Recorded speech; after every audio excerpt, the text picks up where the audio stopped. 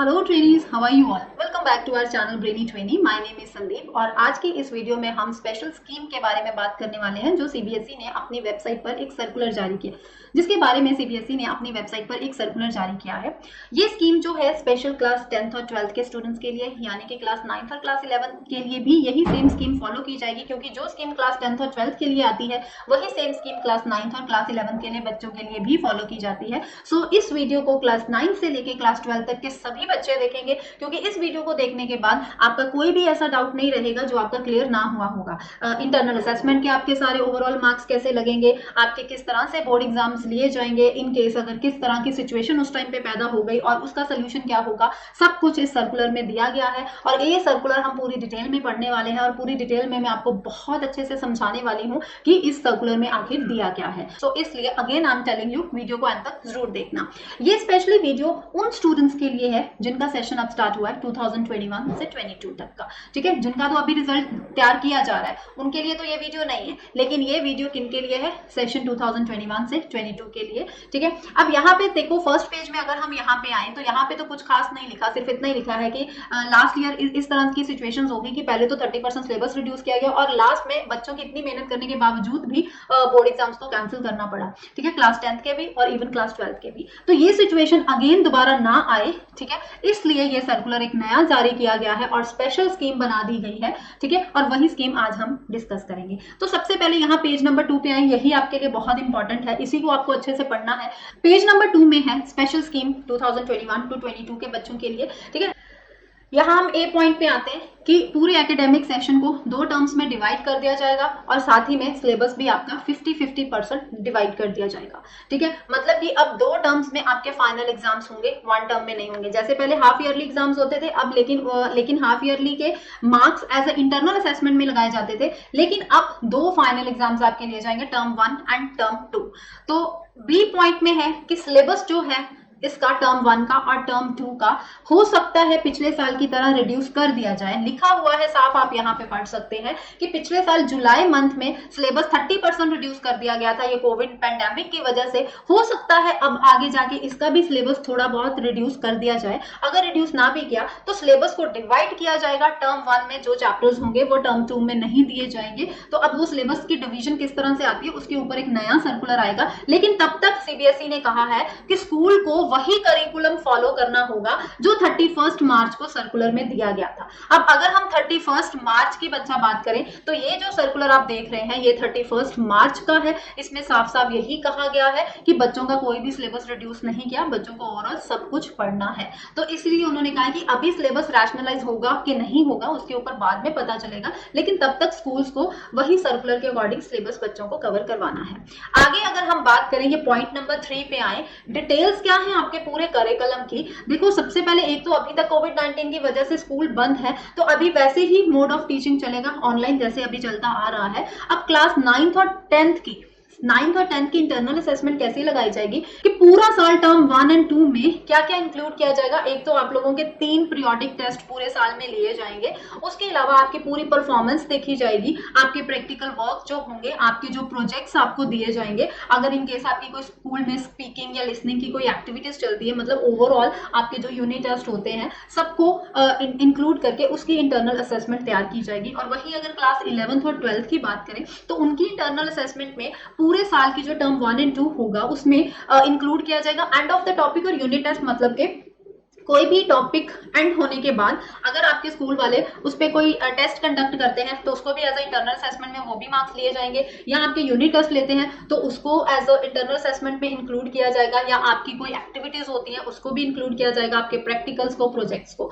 तो इसका मतलब ये है कि अगर आपकी क्लास इसका मतलब ये है कि अगर आपके स्कूल वाले कोई 10 मार्क्स के भी टेस्ट रखते हैं तो आपको वो भी बहुत ध्यान से देने हैं, क्योंकि वो भी इंटरनल असेसमेंट में इंक्लूड होंगे। तो इस बात को ध्यान में रखना। उसके अलावा यहाँ पॉइंट में लिखा है कि स्कूल्स को हर बच्चे का एक प्रोफाइल तैयार करना होगा, जिसमें वो हर एक उसकी असेसमेंट के मार्क्स ऐड करते जाएंगे। मतलब कि जैसे आपके अभी यूनिट टेस्ट स्टार्ट हो रहे हैं, तो यूनिट टेस्ट के मार्क्स आपके उस प्रोफाइल में ऐड हो जाएंगे। उसके बाद आपको मान लो कोई प्रैक्टिकल्स दिए जाते हैं करने के लिए, उसके मार्क्स साथ साथ में ऐड कर दिए जाएंगे। अगर कोई आपको प्रोजेक्ट दे दिया जाता है, उसके मार्क्स साथ में ऐड कर दिए जाएंगे। तो साथ साथ में ही ये काम करना है, ताकि end of the year result बनाने में, जैसे इस साल टीचर्स को बहुत ज्यादा दिक्कत आ रही है, अगले साल ऐसा प्रॉब्लम ना आए, इसलिए उन्होंने अभी से ये सब कुछ ये सारा कुछ उन्होंने बता दिया है।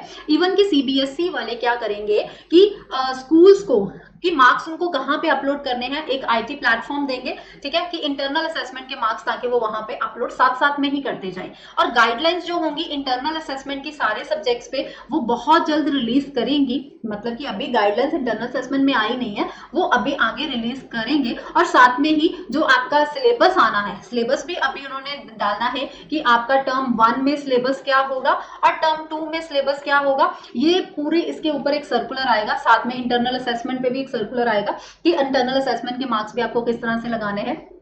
उसके अलावा सैंपल असेसमेंट्स, आपको क्वेश्चन बैंक्स, ये सब कुछ प्रोवाइड करेंगे सीबीएसई की तरफ से, ताकि आपको कोई भी रिवीजन में दिक्कत ना आए, आप अच्छे से अपने मार्क्स ले सके।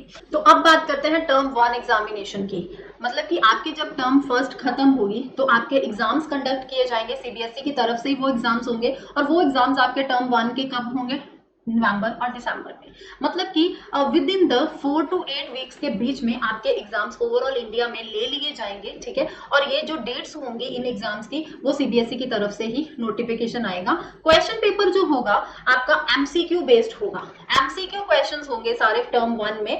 टाइमिंग क्या होंगी? 90 मिनट्स, मतलब कि 1.5 आवर होगा टाइम आपके एमसीक्यू क्वेश्चंस जो आपको कंप्लीट करने हैं। और वो सारे किसके ऊपर बेस्ड होंगे? जो आपका रैशनलाइज सिलेबस सीबीएसई वाले अपनी वेबसाइट पर डालेंगे, उसी के बिहाफ पे, मतलब कि अप्रोक्सीमेटली 50% वो सिलेबस होगा, ठीक है। अब क्वेश्चन पेपर्स जो आएंगे सीबीएसई की तरफ से ही दिए जाएंगे along with the marking scheme. मतलब स्कूल वाले अपनी मर्जी से क्वेश्चन पेपर नहीं दे सकते। और इवन एग्जाम्स जो कंडक्ट किए जाएंगे, वो सुपरविजन, अंडर द सुपरविजन होंगे। जो सीबीएसई की तरफ से ऑब्जर्वर्स और सुपरिंटेंडेंट्स भेजे जाएंगे, वही आपको ऑब्जर्व करेंगे। मतलब ये एग्जाम्स आपके ऑफलाइन होंगे। यहां से ये क्लियर है कि आपके ये एग्जाम्स ऑफलाइन होंगे, ठीक है। उसके बाद जो आपकी ओएमआर शीट्स होगी, जिसके ऊपर आपने आंसर मार्क टिक किए होंगे, उसके 2 मेथड है सीबीएसई को देने के। या तो उन्होंने कहा है कि उसी दिन सेम डे स्कैनिंग करके डायरेक्टली उसको सीबीएसई के पोर्टल में अपलोड कर दिया जाएगा।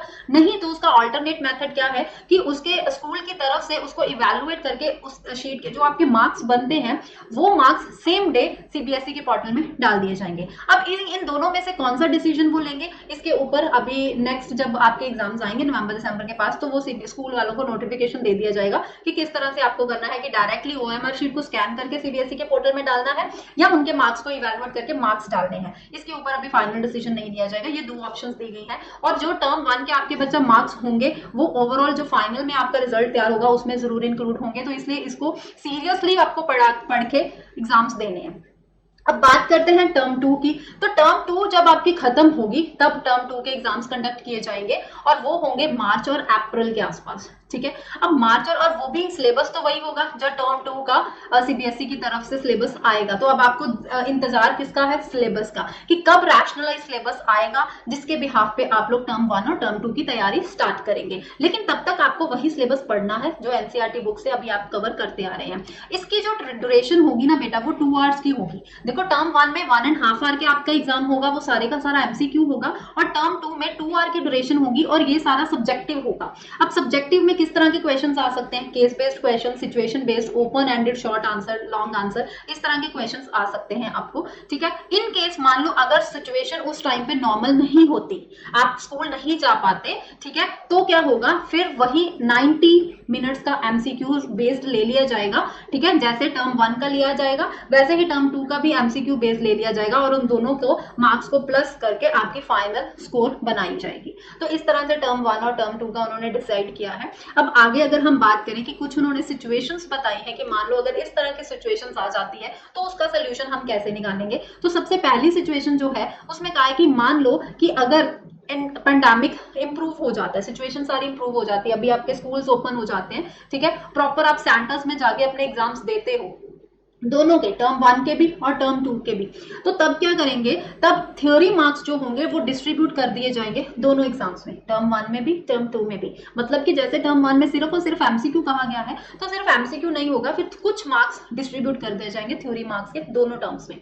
और मान लो अगर सिचुएशन जो है बी पॉइंट में लिखा है कि नवंबर दिसंबर में नॉर्मल नहीं होती, आपका स्कूल प्रॉपर बंद है नवंबर दिसंबर के आसपास, और टर्म 2 जो है तब सब कुछ नॉर्मल होता है, तो आप स्कूल में जाके टर्म 2 के एग्जाम्स दे देते हो। तो जो टर्म 1 के जो एमसीक्यू आपके क्वेश्चंस जो आपके तो टर्म 1 में जो एमसीक्यू आपके एग्जाम्स होने थे वो ऑनलाइन हो जाएंगे। ठीक है, घर में बैठ के आप ऑनलाइन दे दोगे, लेकिन उसकी जो वेटेज होगी ना बेटा, वो वेटेज कम कर दी जाएगी, रिड्यूस की जाएगी, और टर्म 2 के जो आप स्कूल जाके एग्जाम्स दोगे उसकी वेटेज को बढ़ा दिया जाएगा। समझे इस बात को कि अगर नवंबर दिसंबर में आपके स्कूल बंद हैं, सिचुएशन नॉर्मल नहीं हो पा रही, तो एमसीक्यू बेस्ड जो टर्म 1 में आपके एग्जाम्स होने वो ऑनलाइन लिए जाएंगे, लेकिन उसकी वेटेज कम कर दी जाएगी और वेटेज 2 को बढ़ा दिया, टर्म 2 की वेटेज को बढ़ा दिया जाएगा। राइट, अब सिचुएशन 3 पे चलते हैं।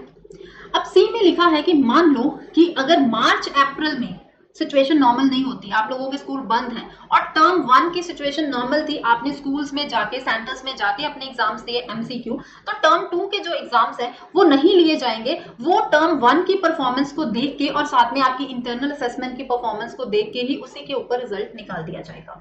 राइट, उसके आगे अगर हम बात करें ये डी पॉइंट पे, तो यहाँ पे लिखा है कि अगर मान लो टर्म 1 एंड टर्म 2 दोनों सिचुएशंस वर्स्ट होती हैं, दोनों सिचुएशंस में आपके स्कूल्स बंद रहते हैं नवंबर दिसंबर में भी, मार्च अप्रैल में भी, तो क्या होगा, सिर्फ और सिर्फ इंटरनल असेसमेंट के बिहाफ पे आपके प्रैक्टिकल्स, प्रोजेक्ट वर्क और जो थ्योरी मार्क्स, मतलब जो आपके मिड टर्म्स मार्क्स होते हैं, यूनिट टेस्ट होते हैं टर्म 1 2 के यूनिट टेस्ट जो होंगे, उनको देख के क्लास 10th और 12th का रिजल्ट निकाल दिया जाएगा। तो सारी की सारी सिचुएशंस इसमें अब दे दी है उन्होंने। ठीक है, उसके आगे यहाँ पे कुछ नहीं है, सिर्फ इतना ही है नोटिस में, लेकिन आई थिंक सो कि ये सर्कुलर इतना बढ़िया उन्होंने निकाला है कि इसमें ईच एंड एवरी पॉइंट को पूरा अच्छे से एक्सप्लेन उन्होंने कर दिया है कि कोई भी आपको प्रॉब्लम नहीं आएगी। यहाँ पे मैं एक चीज बताना भूल गई कि जो आपके एमसीक्यू बेस्ड होंगे टर्म 1 में क्वेश्चंस, वो किस तरह के क्वेश्चंस आएंगे, केस बेस्ड क्वेश्चंस हो जाएंगे, असर्शन रीजनिंग टाइप क्वेश्चंस होंगे। ठीक है, तो टर्म 1 क्या होगा, इसका कंक्लूजन, टर्म 1 आपकी एमसीक्यू बेस्ड होगी, टर्म 2 आपकी सब्जेक्टिव बेस्ड होगी। ठीक है, और टर्म 1 में अगर कंडीशंस नॉर्मल ना हुई तो उस पे उसकी वेटेज जो आपके ऑनलाइन एग्जाम्स लिए जाएंगे और उसकी वेटेज को कम कर दिया जाएगा, और टर्म 2 की वेटेज को बढ़ा दिया जाएगा। और अगर टर्म 2 में कंडीशन नॉर्मल ना हुई तो टर्म 1 के बिहाफ पे और इंटरनल असेसमेंट के बिहाफ पे आपका रिजल्ट निकाल दिया जाएगा। और अगर दोनों टाइम पे सिचुएशंस नॉर्मल ना हुई तो क्या किया जाएगा, आपके इंटरनल असेसमेंट पे ही आपका रिजल्ट तैयार कर दिया जाएगा, जैसे इस साल अब तैयार किया जा रहा है, जैसे इस साल बोर्ड एग्जाम्स कैंसिल हो चुके हैं। तो अभी वेट है सिर्फ और सिर्फ सिलेबस का कि अब टर्म 1 और टर्म 2 का क्या सिलेबस आएगा, वो भी वीडियो में पूरी डिटेल में बताऊंगी। जैसे लास्ट ईयर मैंने बेटा बुक से mark each and every question example mark कराया था कि ये सिलेबस में आपको क्वेश्चन आना है, ये सिलेबस में नहीं आना, उस तरह से फिर से इसमें मैं वीडियोस बनाऊंगी, सिलेबस की पूरी डिटेल में आपको बुक से मार्क करवाऊंगी कि ये चीज आपको पढ़नी है और ये चीज नहीं पढ़नी है जब सिलेबस आ जाएगा।